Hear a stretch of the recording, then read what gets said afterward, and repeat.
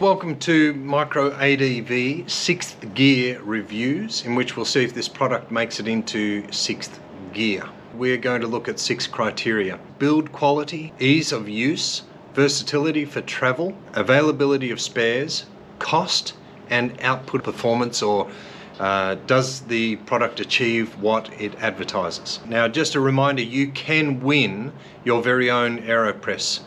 So there are 4 rules and a 5th if you're a new subscriber. Click the like button, get down there, click on like, and then secondly, leave a comment in the comment section. The winner will be chosen from the comments.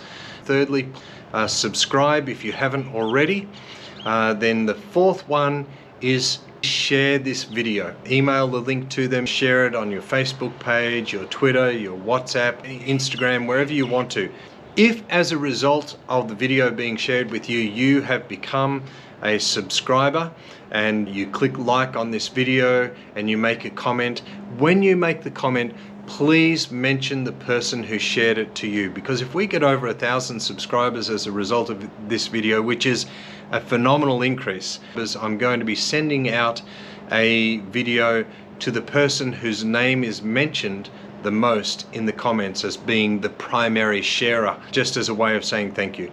If you're in Australia and New Zealand, I'll be posting it. If you are overseas, I'll be organising a delivery through Amazon or some other reseller. AeroPress came into being in 2005. It was invented by a man named Mr. Alan Adler. He invented the AeroPress after having a conversation with a lady who complained that her filter coffee machine meant that she had to make a great big pot of coffee when she only wanted 1 cup of coffee. So he set about designing a simple, effective, portable, lightweight and robust coffee maker that would allow people to make a small amount of coffee to get their day started. And after finalizing the idea, he spent the next 12 months refining the AeroPress to get what you have today. You know, one of the limitations is that it makes only a small volume of coffee. It's technically a hybrid coffee maker. It's part French press or Melitta, and it's part filter coffee. I use the AeroPress when I'm out hiking, camping, or motorcycle traveling. Because of that, and because I want fresh beans, I will take my hand grinder with me to grind those beans. Okay, so let's make a coffee. Okay, so what do we need to make a coffee using the AeroPress? So they're all the components that come with the AeroPress when you buy it. Fresh beans. I'm using this grinder because it's what I use when I travel. Boiling water, and you need a cup.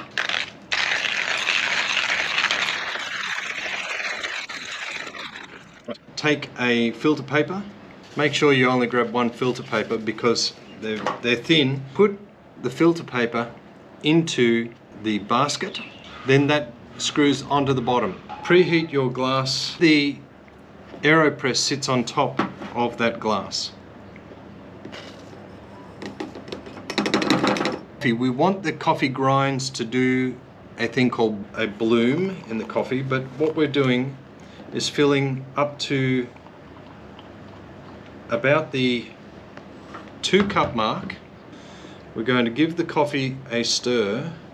So you can see that it is slowly dripping in. This is the nature of the traditional method. We wait about 30 seconds for this process to do its thing. And then we will add some more water, being careful to remember that the volume of water in here is going to go into your cup. If you're using a cup that you can't see in and you absolutely fill this and then begin to plunge, you may overflow your cup because you can't see in it. When you make coffee with real coffee beans, the water temperature should be at or around 93 degrees. So 93 is premium, and that's what AeroPress do suggest. Now we've had this sitting for a little while, we want to give it another stir, look for the grinds that are on the bottom. And at this point we're waiting about 2 minutes. We want to also slow down the dripping. I'll put the plunger in place, and of course that's allowing the grinds to bloom. When we plunge, there's actually going to be a compression of air that is going to force the liquid through the coffee grinds, through the filter into the cup. So this has been around about 2 minutes, so we'll plunge the coffee. Be very, very careful at this point not to offset the plunger, so you don't want to put pressure on and knock it over. My preference is to compress the grinds. By doing it the way that we've done it here, the coffee will not be bitter, but that is going to be tasty. I'll tell you what's good about that compared to a normal filtered coffee. So it's got strength to it. Now, if I have that my favorite way, which is like a long black with some fresh cream, that coffee is going to be absolutely delicious. All right, so a quick report. I went inside and put a little bit of cream in it, and then I gave a taste test to the good lady wife. She did report that it had a very smooth flavour. Unlike filtered and plunger coffee traditionally, it was quite a strong, robust flavour without being bitter. So let's move on to the inverted method. For the inverted method, you are inserting the plunger into the chamber to the depth of the silicone rubber plunger seal. Insert that into the plunger to this depth. You are inverting the whole unit.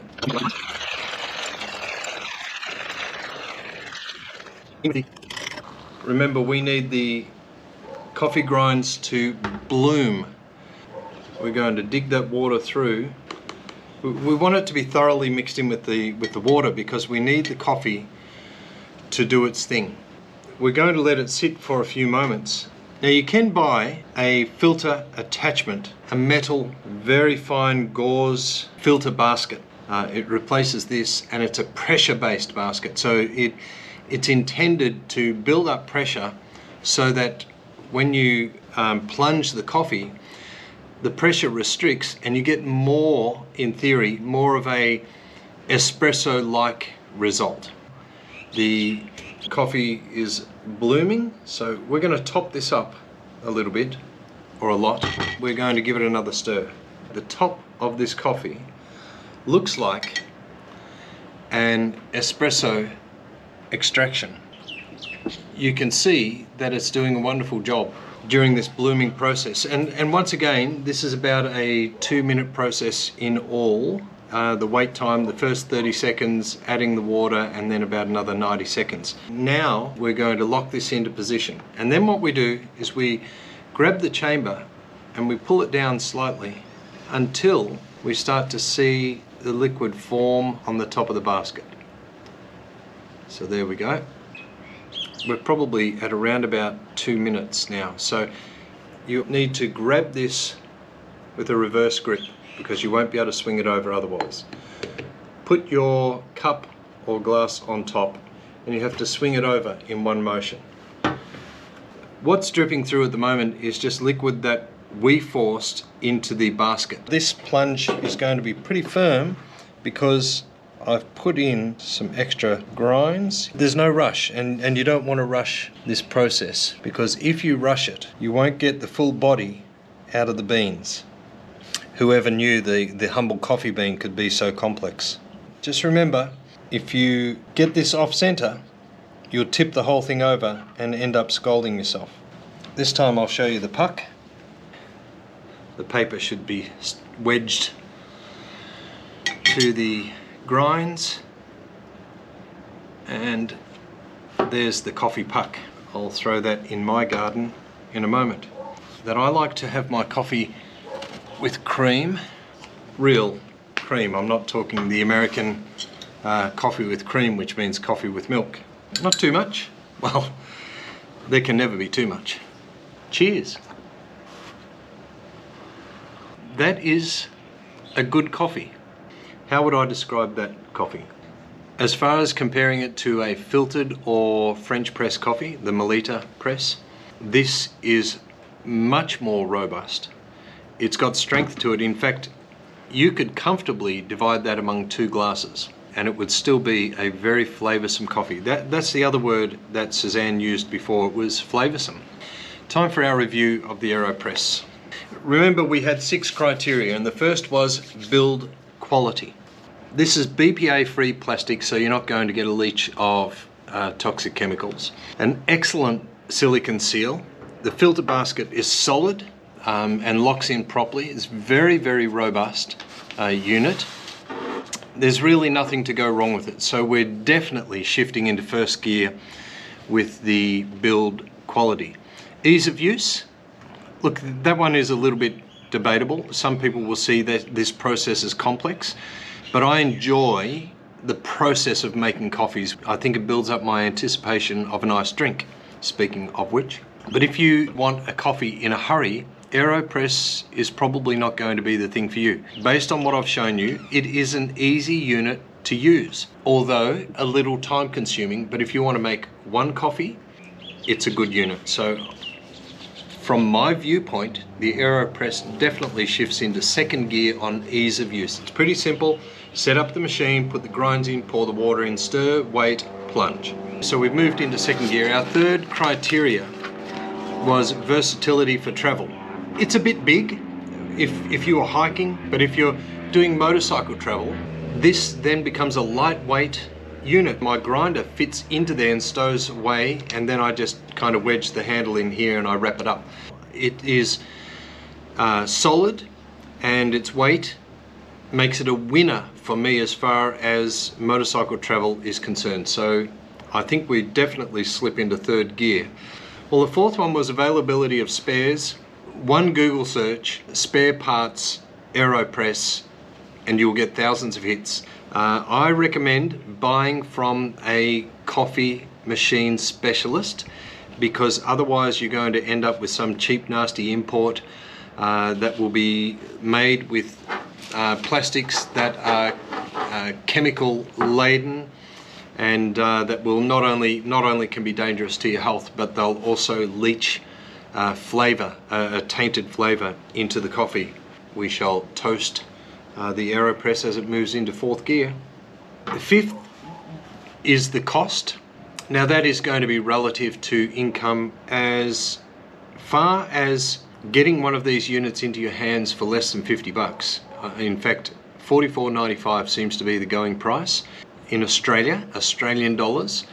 I think as far as that's concerned, it doesn't make it the cheapest coffee machine. A roadside coffee is anywhere between $4 and $6. You do the maths. 7 6s are 42, 7 cups of coffee. If you're on a 1 week road trip, it pays for itself on your first week. On the cost, I am definitely moving into fifth gear for the AeroPress. Are we going to get into sixth gear on our first gear review, our first sixth gear review? The sixth gear is about output or performance. Are we getting what is advertised? I think for me, with this product, it's a no-brainer. I think the fact that I can enjoy that coffee, that it hits the spot, and if you follow a few basics, I think you end up with a fantastic coffee every time, even with a moderately good bean. That puts us in top gear and we are cruising. I think the AeroPress is a winner. Speaking of winners, you could win your very own AeroPress. So remember, click like on this video. Leave a comment. If you don't comment, you can't win. If you haven't already, please subscribe to the channel. Finally, share this video with as many people as possible. This competition is going to be open until the end of the month, so that gives us over 20 days. Now, if you are a person having received a share, you have time to subscribe to the channel, click like, and leave a comment as well. And if that's the case, please mention the person who shared the video to you, because if we get to 1,000 subscribers, then I'm going to send the person who receives the most namings a free AeroPress to them as well. Thank you very much for your support of the channel. Remember to like, share, and subscribe to the channel if you haven't already. We really appreciate your support. Thank you for being with us on Micro ADV. Stay upright and go make your own adventure.